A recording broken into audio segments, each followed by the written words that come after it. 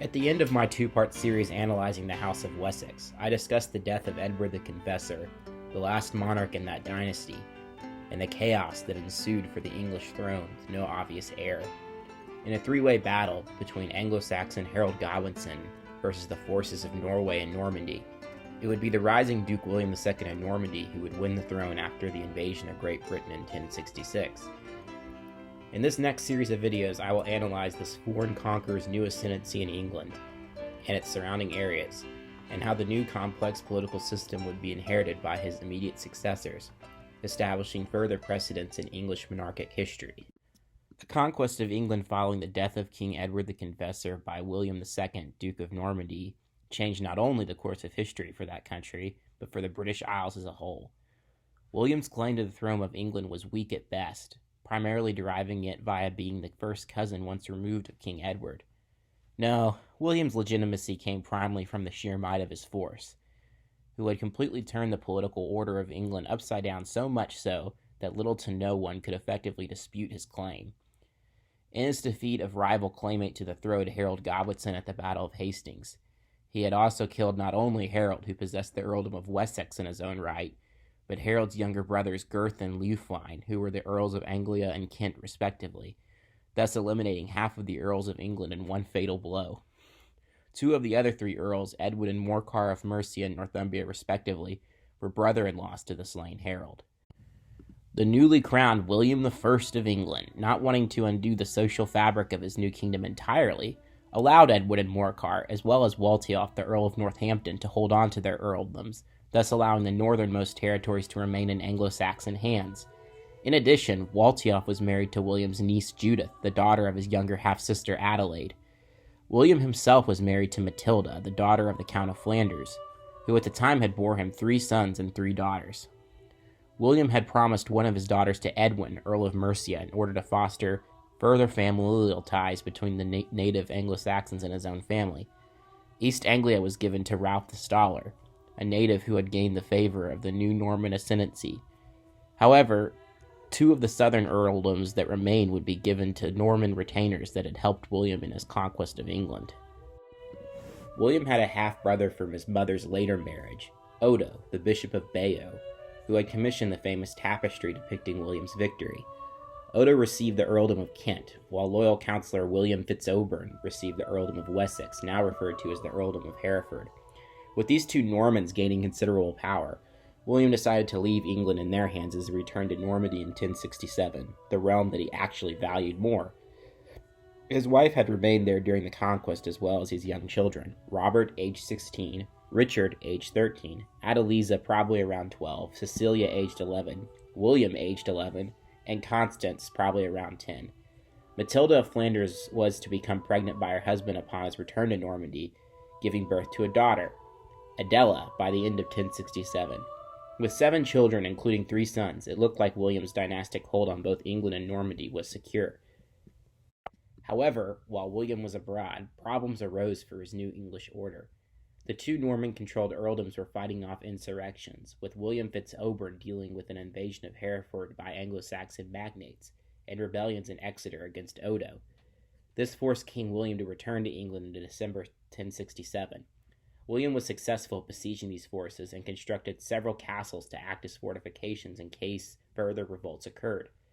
By the spring of 1068, William brought his wife and family into England for the first time, having Matilda of Flanders officially crowned as queen in 1068. This moment of relative stability would not last, though, as Edwin, Earl of Mercia, and Morcar, Earl of Northumbria, revolted.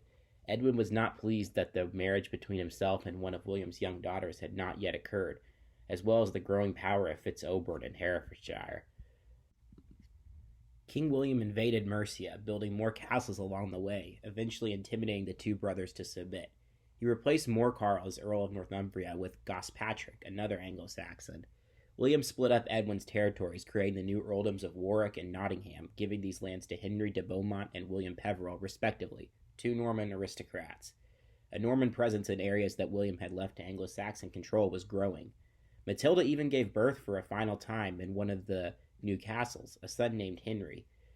With things seemingly pacified in the Midlands, William returned to Normandy late in 1068. However, trouble rose again. Edgar the Atheling, the grandson of Edmund Ironside and the last remaining male of the House of Wessex, had submitted to William back in 1066 despite his superior blood claim. William had kept him in prison for a while, only for him to be released. Edgar and his sister Margaret had spent time in the north of England, raising bitterness towards Norman rule. This led to a complete rise and revolt of Northumbria in favor of Edgar's claim to the English throne. This rebellion was supported by King Sven II of Denmark, who also had a claim to England. Indeed, the 18-year-old Edgar was appealing to Nordic sensibilities of York and their desire for Scandinavian rule. Perhaps Edgar would allow Sven to control the north and he the south if they were to defeat William the Conqueror and drive out the Normans. These two were successful at capturing York. This brought William back to England, even though there was an ongoing rebellion in his territories in France. William marched with a sizable army towards York, only to find it deserted by both Edwin and Sven. Edgar and his sister Margaret had fled north to Scotland, wherein Margaret would marry Malcolm III, thus giving Scotland an impetus to ally with this rival Wessex claim to the English throne. William was able to pay off the remaining Danish forces to leave the country. To completely subdue and eradicate any notion of northern revolt, William practically destroyed the entire city of York, famously wearing his crown in the ruins thereof. He burned the countryside in areas that had rebelled, building more castles in their place. This caused over 10,000 people to die over the winter of 1069. The north was completely and utterly obliterated, and this brought the end of any hope of theirs to appeal to Scandinavian control or autonomy from the southern magnates. 2 years later, in 1071, Edwin, Earl of Mercia, the last vestige of Anglo-Saxon power, was overthrown by his own men, allowing further Norman confiscation. A complete replacement of native English landlords with Norman aristocrats led to the gradual infiltration of Norman culture into the country, particularly that of the Norman dialect of French, with common words like beef, pork, royal, blonde, color, port, forest, and tomb entering the English lexicon. The English church would also become more consistent with continental approaches to ecclesiastic organization, endorsed by the Pope himself. The seemingly pure Germanic nature of England would never be the same, as the new continental romantic flavor was aesthetically changing the landscape. William the Conqueror's successful conquest of England did not fully satisfy his ambitions for the entire island of Great Britain. In addition to the existing earldom of Hereford under the control of William Fitz-Osbern, William would later install two more earldoms on the western border of England, the earldoms of Chester and Shrewsbury, controlled by Hugh de Ranvranche and Roger de Montgomery, respectively. This was a deliberate attempt to fortify the English border against Welsh raids, which was a common occurrence early in William's reign. However, by the early 1070s, these earls were beginning to invade the Welsh kingdoms themselves, not only for defensive reasons, but to expand their influence. Fitz-Ogbern was able to completely conquer the southeastern kingdom of Gwent in 1070. Montgomery invaded and eventually wiped out the southwestern kingdom of Doabarth off the map. With southern Wales completely in the hands of Norman aristocrats, the remaining northern kingdoms of Gwynedd and Powys were in a state of disarray. De Ranvranche, the Earl of Chester, used this opportunity to attack and imprison the King of Gwynedd, and began to assert control over that kingdom, with Powys subsequently falling into Montgomery, the Earl of Shrewsbury's hand. It now seemed that the Kingdom of England, or at least the aristocrats within said kingdom, had conquered all of Wales for the first time ever.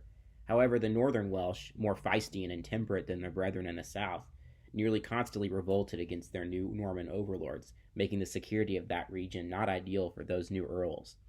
In addition to the developing situation in Wales, King William also invaded the Kingdom of Scotland in 1072, who had been ravaging northern England since the time of the revolts.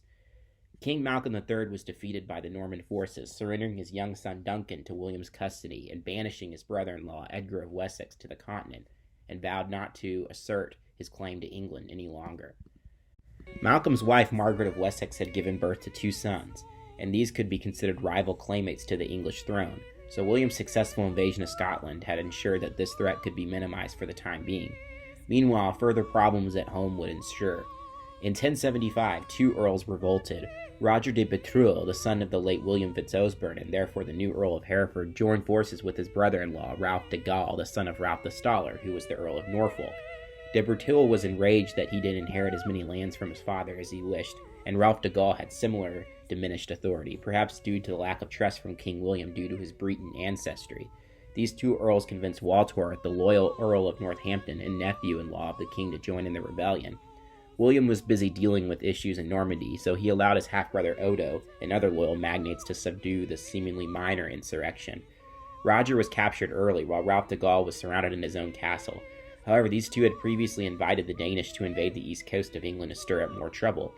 This threat of invasion caused William to come back to Normandy to safeguard the coast. During this, he captured Walworth and had him executed. Ralph de Gaulle was able to escape to Brittany, where he had considerable support. With the revolt of England subdued, King William returned to northern France to try to capture the fugitive Ralph de Gaulle. He invaded Brittany, but King Philip I of France supported the Bretons and successfully repulsed the Norman offensive. William then had to deal with an invasion from the county of Anjou into Normandy. It seemed that the new English king's reign would be primarily defined by the constant turmoil that was the decentralized northern France in the late 11th century. He was technically a vassal to the King of France for his territory of Normandy. King Philip was initially supportive of William's ambitions in England, but now it seemed that he wished to check the power of his growing vassal's ambitions. Another opportunity for Philip was a situation that occurred in late 1077. William's eldest son, Robert, now aged 26, left Normandy with other young Norman aristocrats to begin raiding into the duchy of his father. The reason for this familial uprising was likely due to Robert's dissatisfaction with not gaining much land from his aging father. He likely wanted to take over Normandy entirely. King Philip of France supported this revolt and gave castles to Robert to assist in this invasion. William was defeated by his son's forces at Gerberoy in 1079, but by 1080 Robert and his father agreed to a truce. However, the news of King William's defeat in France allowed for King Malcolm III of Scotland to invade northern England. The chaos in the north yet again led to a popular revolt against royal authority in that region, prompting another crushing response by William in 1080. As was the case for his entire English reign, William had to return to the continent to deal with further problems with his Duchy of Normandy, particularly with the rivalry with the Count of Anjou over the control of Maine. In 1082, William had his youngest daughter, Adela, who was 15 at the time, married to Stephen, the heir to the county of Blois. Blois was an important buffer state between Normandy and the royal domain of the King of France, so this alliance helped secure Normandy against further actions from King Philip. He returned to England in 1085 and ordered a complete survey of all the land holdings in England to accurately account for all of the aristocrats under his whim. This was known as the Domesday Book. This was the final stage in his reorganization of the political structure of England, wherein several earldoms were generated on a shire level, as opposed to only a handful of them that had existed in Anglo-Saxon England. William returned to Normandy in 1086, marrying his 29-year-old daughter Constance to Alan IV, Duke of Brittany, to secure peace between Normandy and Britain, who were constantly at war. Finally, exhausted and fatigued, William the Conqueror died on the fall of 1087 at the age of 59. His conquest of England 21 years earlier did not give him much time to live a stable life as a secure king, but instead he had to deal with several revolts in England and territorial issues in France. William was successful at completely reorganizing and altering the English political and cultural systems, and his conquest would change the British Isles forever. That concludes this video. In the next video we will talk about the succession to William the Conqueror and the problems that ensued thereof, so stay tuned.